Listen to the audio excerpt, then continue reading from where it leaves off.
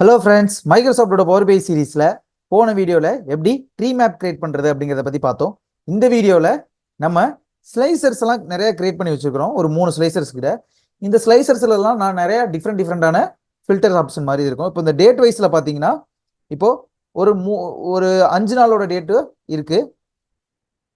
இதே ஒரு மந்த்துக்கான டேட் ஆனால் 30 டேஸ்க்கான டேட் இருக்கும். நான் எந்த டேட்டை சூஸ் பண்ணேன்னு திருப்பி போயிட்டு இந்த ஃபில்டரை ரிமூவ் பண்ணுறது எனக்கு கொஞ்சம் கஷ்டம். அதே மாதிரி டீம் வைஸில் 4 டீம் தான் இருக்குது, அதனால ரிமூவ் பண்ணுறது ஈஸியாக ரிமூவ் பண்ணிடலாம்.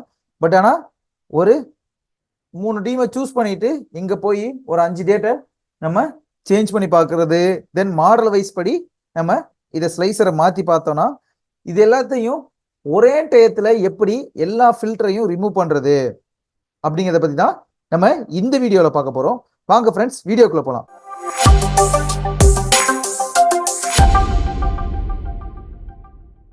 பவர் பை வீடியோஸை தொடர்ந்து பார்க்கறதுக்கு நம்மளோட சேனலை சப்ஸ்கிரைப் பண்ணிட்டு பக்கத்தில் உள்ள பெல் ஐக்கானை கிளிக் பண்ணிக்கோங்க. இன்னைக்கு எப்படி ஒரே கிளிக்ல எல்லா ஃபில்டரையும் ரிமூவ் பண்றது அப்படிங்கிறத பற்றி தான் பார்க்க போகிறோம். இப்போ எக்ஸாம்பிளுக்கு பார்த்தீங்கன்னா, நான் இப்போ இங்கே ஒரு என்னோட டிஃபால்ட்டான, அதாவது எந்த ஃபில்டருமே அப்ளை பண்ணாமல் ஒரு ஃப்ரண்ட் வியூ வச்சிருக்கிறேன். இப்போ பார்த்தீங்கன்னா, நான் ஃபில்டர் அப்ளை பண்ணேன்னா 1ஆம் தேதி எத்தனை கஸ்டமர் வந்தாங்க, 1ஆம் தேதியும் 5ஆம் தேதியும் நான் டேட் வைஸில் அப்ளை பண்ணிக்கிறேன். டீம் வைஸில் டீம் டியும் ஏயும் சூஸ் பண்ணிக்கிறேன்.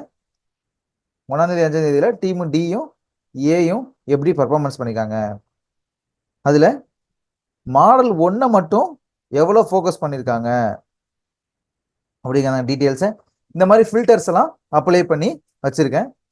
இப்போது நான் இது எல்லாத்தையும் ரிமூவ் பண்ணணும்னா நான் எப்போதும் டிஃபால்ட்டாக என்ன பண்ணுவேன்னா, இங்கே செலக்ட் ஆல் கொடுத்துட்டு மறுபடி செலக்ட் ஆலை ரிமூவ் பண்ணிட்டா எல்லாமே வந்துடும். அதே மாதிரி சேமாக செலக்ட் ஆல் கொடுத்துட்டு மறுபடியும் செலக்ட் ஆலுக்கு ரிமூவ் பண்ணால் இதுக்கும் வந்துடும். சேம் அதுவே தான் இதுக்கும். ஸோ நான் ஒரு வாட்டியும் இந்த மாதிரி பண்ணாதான் என்னால் நான் அப்ளை பண்ணி வச்சுருக்கிற எல்லா ஃபில்டர்ஸையும் ரிமூவ் பண்ண முடியும்.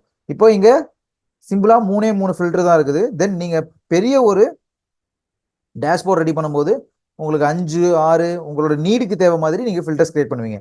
அப்போது ஒரு ஸ்லைசரையும் போயிட்டு நம்ம இந்த மாதிரி நம்ம அப்ளை பண்ண ஃபில்டர் எல்லாத்தையும் ரிமூவ் பண்ண முடியாது. அதுக்கு பதிலாக நம்ம என்ன பண்ணலாம்னா, நம்மளோட பவர் பிஐயில் ஒரு பட்டனை வச்சு ஒரு நோ ஃபில்டர் அப்படிங்கிற ஒரு ஆப்ஷனை நம்ம இங்கே கொண்டு வர போகிறோம்.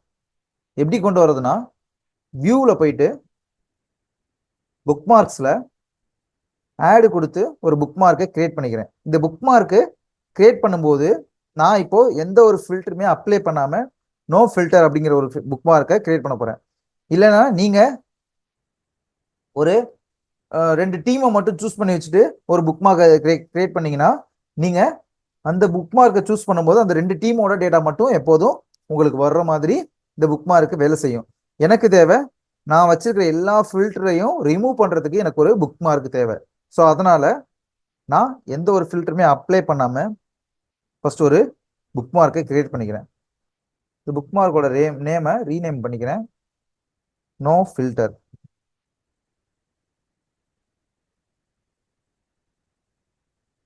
நோ ஃபில்டர்னு இந்த புக் மார்க்கோட நேமை கிரியேட் பண்ணிட்டேன்.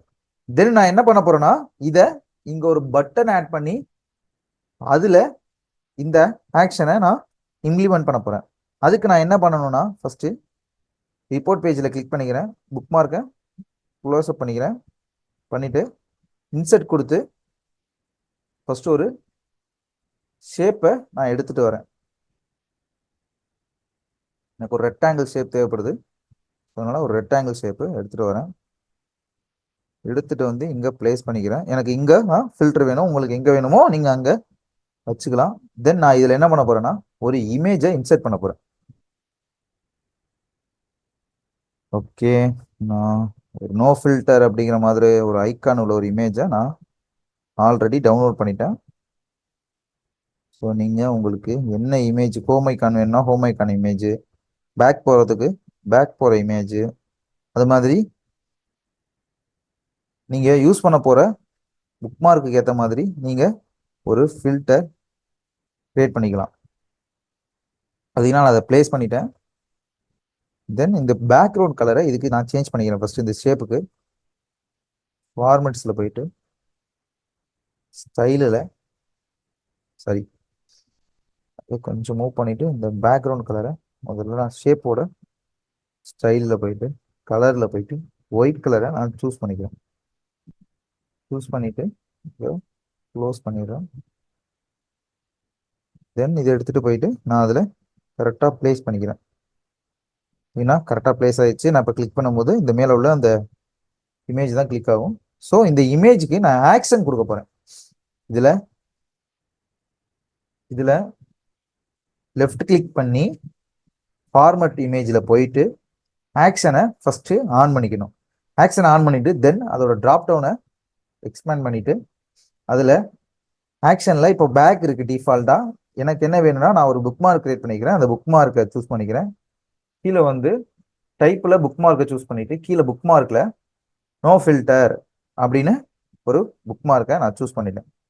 இப்போது நோ ஃபில்டர் அப்படிங்கிற புக் மார்க்கு இந்த பட்டனுக்கு செட் ஆயிடுச்சு. நம்ம ட்ரை பண்ணி பார்க்கலாம் வாங்க.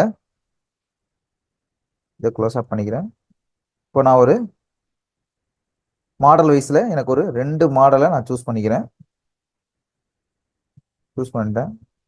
டேட் வைஸில் நான் எல்லா டேட்டையும் சூஸ் பண்ணிக்கிறேன். டீம் வைஸில் டீம் பி மட்டும்தான் எப்படி பெர்ஃபார்ம் பண்ணாங்க அப்படிங்கிறது எனக்கு தெரியணும்.